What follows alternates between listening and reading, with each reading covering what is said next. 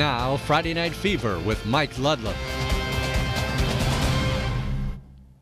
Good evening, everyone. The Marquette boys basketball team has already clinched the Great Northern Conference title, but that doesn't mean all the places have been secured. Gladstone and Menominee are battling for second place, and tonight the Maroons visited the Braves. And for Gladstone, that's a quick basket by Joe Gibbs off the pass from Brad Spindler. Next, Menominee's Marcus McKinney to Levi Kempka. Yes, that's good for three. Back the other way for the purple and white, Gladstone's Reese Castor rushes and spins and puts that one in off the window. Back the other way for the Maroons, it is McKinney sprinting to the basket for two more. Then Hunter Botruff will find Jack Stevenson, and Jack realizes, hey, I got a clear path for the layup. McKinney will run the ball down court once again for the Maroons, and he's going to find Mr. Kempka again, up and in. It's like a track meet at times this game. Reese Castor will knock down a triple, but the Maroons with the upset, 62-49. Gladstone was ranked in the UP Big Five boys poll. Hop in the car, let's go to Escanaba in white against Houghton in orange. C.J. Barron knocks down the three from Ryan Robinette. Back the other way, Benjamin Strong will take the bounce pass and flips that one up in, also good for three. Here's the pass of the night off the official, and the next thing you know, Justin Popelka's running in the other direction for the layup. Christopher Philpis of the Gremlins will give it to Bradley Serrard, and that one is good for three as well. Ryan Robinette to Joshua Grassel for another three. Apparently there was a theme in this game as well besides orange and black school colors. And Escanaba would be the winner of this one by the count of 69-39. Meanwhile, in the Mid-Peninsula Conference, Ishpeming and Manistique for the Hematites, Dondre Yohe says yes on the jumper. We're in the second quarter. Hematites with a small lead. Then Nolan Armock to Kyle Seeley off the window and good. Yohe would score again for Ishpeming. Then in this next sequence, he inbounds to Treywick, who loses his balance but gets the ball over to Mitch Ewell, who finds success with the jumper with a little help from the rim. Jake Arnold, Nolan Armock using the window again over a couple defenders.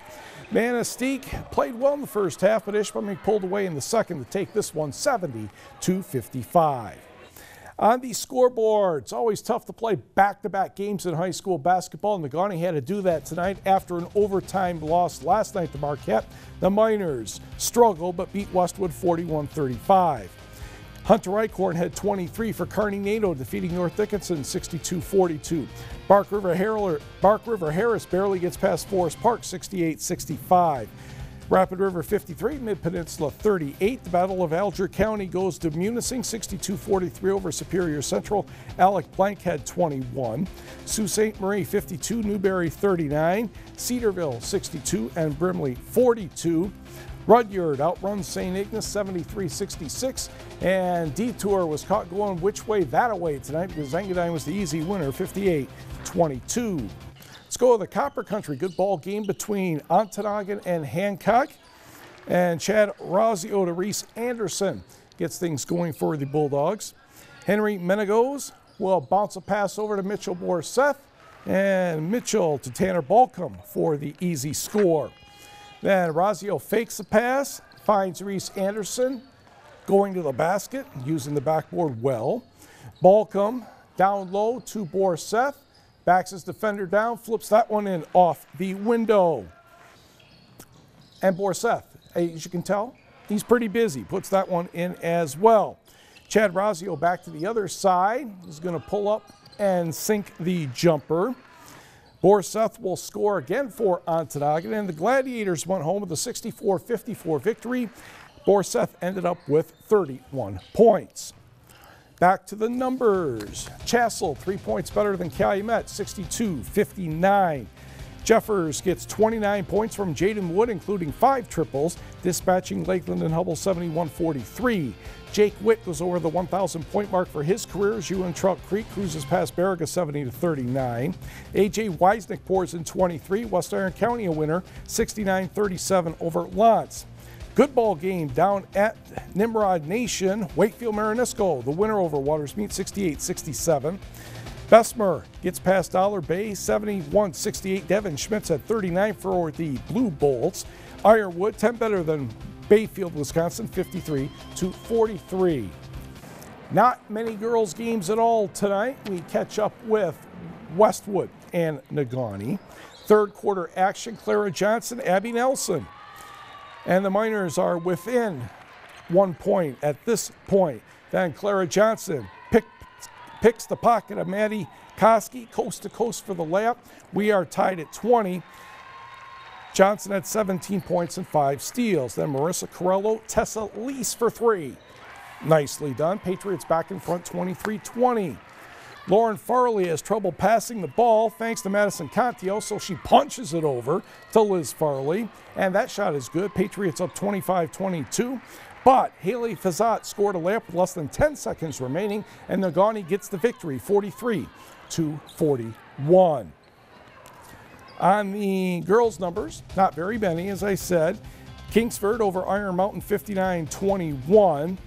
Autumn Reisner set a Stevenson school record with 7 three-pointers, ended up with 23 points total as the Eagles, yes, another 62-42. We have 3 of them tonight. Stevenson over Big Bay Denok. Northern Lights basketball. The small schools of the UP meet at Hannahville once a year for a conference tournament. This is Grand Marais in blue against Hannahville. Landon Stachnik with the layup off the nice pass from Jordan Bugg. For the Soaring Eagles, Joe Larson to David Welling. And David drives the basket, scoops it up and in, 8-4 Hannahville. Now, 8th grader Mark Ward Harbum gets the steal, passes to Stachnik for 2 more. He had 19 of the Grand Marais' first 22 points and ended up with 27 total. Jacob Ortiz in the second quarter to Ira Michigan for 2 on the baseline. He had 14. Eagles up 13-11. Ortiz to 8th grader Joe Larson. Hannahville's lead is now 20-13. And here's Welling again taking his man off the dribble. He led the Soaring Eagles with 24. Hannahville pulls away to win this one, 59-38. Meanwhile, also in the tournament, Paradise against Munising Baptist. And you will see, yes, you see middle schoolers all over the place here. Jeremy Plank to Josh Johnson, who drives to the hoop and puts that one in for the Paradise Rockets. But for the Bobcats of Munising Baptist, freshman Austin Cromwell will hit the jump shot, and Munising Baptist goes on to win this one, 60-29. Let's go right to the scoreboard in high school hockey. The Calumet Copper Kings made the trip to Escanaba, and the Kings ended up with a 5-0 victory over the Eskimos. And Escanaba will entertain Hancock tomorrow afternoon. In the Lake Superior Hockey Conference Tournament, Kingsford defeated Negaunee 10-4. The Flivers' Dante Fortner had 4 goals and 2 assists. We did not get result from the late game between Lance and Jeffers. WCHA Ate Tolvanen scoreless streak ended 3.5 minutes into tonight's game against Minnesota State. So that gives them a total of 339 minutes, 5 seconds, second longest scoreless streak by a goalie in college hockey. Unfortunately, Minnesota State kept scoring and defeated Northern 5-3. Zach Diamond-Toney had 2 of the goals for the Wildcats. Ferris State edged Alaska Anchorage 2-1. And Lake Superior State and Alaska are just underway. Women's college hockey. Finlandia scored first, but then that just made St. Scholastica mad, and the Saints went on to win 10-2. Upper Peninsula diving finals today. Ellie Raffelli of Sault Ste. Marie gets a score of 118.15 overall. She finished 3rd. Abby Burnham of Manistique, a reverse 1 somersault with a tuck. That was good for a couple of 5s and a 4. She was second with just under 136. Your winner is Bethany Loxo, a freshman from Westwood. She scored 3 6s on that dive, ended up with just under 150 points. Sal Sharp of Houghton, followed by Andrew Garland of Houghton. The boys' winners in diving, Brock Sundberg of Westwood, was 3rd. And the swimming finals will take place Saturday at Marquette Senior High School, and that will get underway at about 10 o'clock in the morning. The big event tomorrow, there are several, but the biggest one is the newest sport at Northern Michigan University. The women's lacrosse team will be at the Superior Dome at noon to take on what I believe is another new team from Northland College. Again, that's at noon if you want to learn to see how lacrosse works.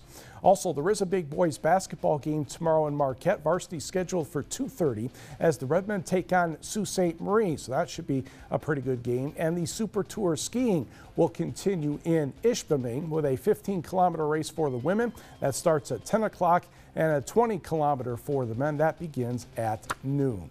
So a busy weekend. We find things to fill the time around here. And of course, you have the sled dog race in Marquette. That's all for this edition of Friday Night Fever. Thanks for joining us and have a great weekend.